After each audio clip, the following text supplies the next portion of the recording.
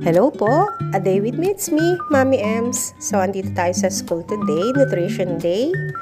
And then, ayan po yung aking mga co-parents, co-mothers, and then mommy, daddy. So, ayan, masayang-masaya dyan yung mga kananayan. Siyempre, bihira lang magkita-kita eh.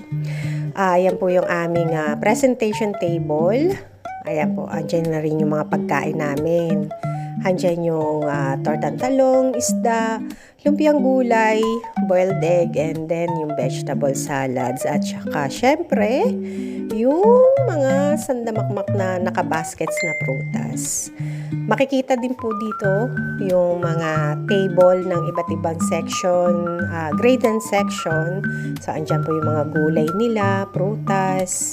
Ayan, talagang bumabaha ng prutas at gulay ng araw na yan. Siyempre, Nutrition Day eh. So, anong time na yan, mga prutas pa lang yung nasa ibabaw ng table namin kasi wala pa yung pagkain. Pero, later on, ibinaba na rin namin at ang i-display na rin namin is yung pagkain namin na pagsasalu-saluhan namin ng mga bata sa lunch break nila.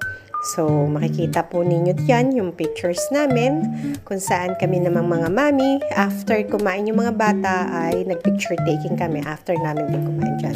And then picture ng mga bata. So, happy watching. God bless!